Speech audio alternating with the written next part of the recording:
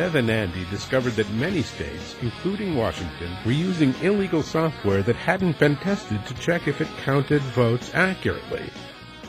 You know, it's darn hard to get answers about our own voting system. Andy and I approached Mr. Evan, who's the Assistant Washington State Attorney General, and asked him questions about what we do if the Secretary of State certifies software illegally. And he said, well, I defend the Secretary of State, so you can't report it to us. I don't know if there's anything I can do here. I'd encourage you to take this up with the Secretary of State's office. The Secretary of State's office has lied to us. They've lied to us. Yeah. They're the appropriate authority.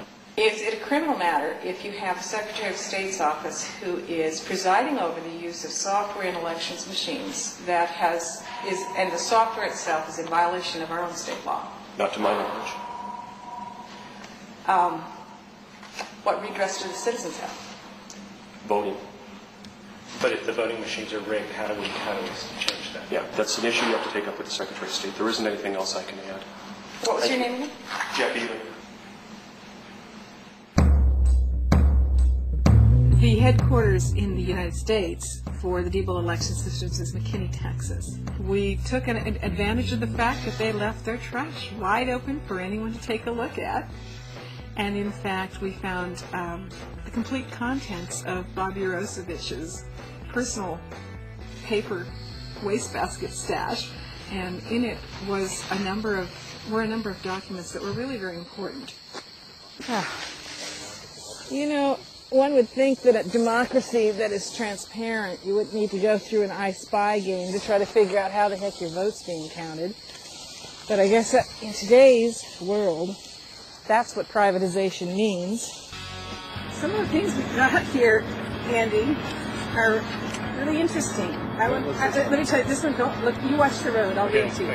How did stuff get sent to Canada, get back to us, then get resent to customers as new? What? This is a Diebold notation. Here's one from Tippecanoe, Indiana. And they had many concerns. Apparently they were withholding their payment for some reason. And the touchscreen units would not upload correctly on election night. How much more damage can I stand? It's important your company is impartial, isn't it? Yes. Then why did your chief executive officer promise to deliver the votes in Ohio, you Bush? That quotation that appeared in the letter is something that he regrets. It's a situation where his personal preference has come over into his business practice, and he regrets that ever happening. He has committed to keeping a much lower profile when it comes to those types of activities because of that statement.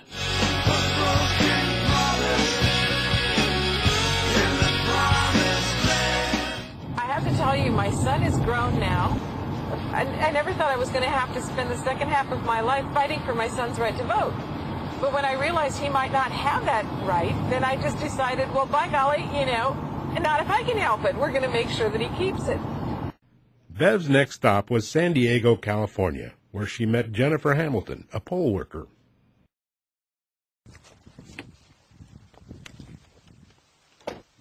Jennifer was astonished when county officials told her to take the new computers home with her until the election. Hi. Hey, I'm looking for Pam and Jennifer. I'm Bev. I'm Jim Hamilton. Bev. Hi, Jim. Are you Pam? You're Jennifer. I knew that. I knew it wasn't Pam. I knew it was Jennifer. And so you're telling me, just so I understand this right, because this is actually mind-boggling, that 1,600 people went home with voting machines that night. Yeah, some of them for almost a month. And could you explain to me the careful background check they did on each person? They asked us for our name and to sign in at training. And that's it?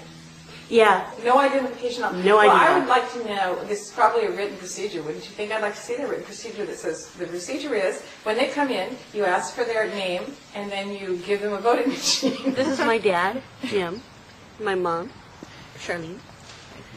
with an S. Now, where did they put the machines? They put them in the back seat? Where did they put them? All right, so you drove in. You had a car full of voting machines.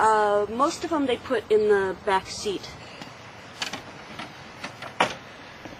So we're loading up the machines in the car. We got a couple of them in the trunk. They were all. The machines were lined up against the wall here.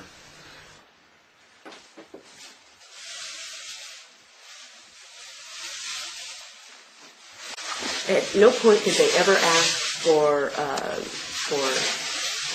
any form of identification at all. No proof of registration to vote. No proof of anything. Were there any precincts that anybody knows about where the number of voters who signed in versus the number of votes that showed up was either too many or too little? Meaning? We had two machines where the total number of votes on the screen was not the same as the total number of votes on the printout. Wait a minute. That's the first I've heard of that. The thing is, though, is that I called at that point because I said, well, there's a difference here between what it says on the printout is the total and what the screen says is the total. And so I said, well, what do I do? And they said, oh, don't worry about it. Okay, and basic bookkeeping question. Wait a minute. What do you mean, don't worry about it? We're talking about lost votes because the number on the printout is less than the number on the screen. And they said, oh, don't worry about it. When the units go through their logic and accuracy testing before they're deployed for an election, and the test goes fine and they're ready to go, they're closed and there's a protective tamper seal that's placed on every one of the units. And it also has a serial number on it. If those ship to the location and that seal is broken or that number does not match, that unit is not used in that election. So if that has been tampered with in any way, it's pulled. This is the seal. Oh, I would like to see the seal. Wait. This is a piece of paper. Okay, but this is the seal is stuck to the piece of paper. But you could run one of these on a Xerox machine. Yes, you could. Okay, and then this particular seal is on regular paper with some sort of adhesive on the back. Stickum paper. Oh, you know what? You can actually re-adhere it, can't you? Mm-hmm. And you can actually take it off, and then you can put it back on. Right. It says, though, the noblest motive is the public good.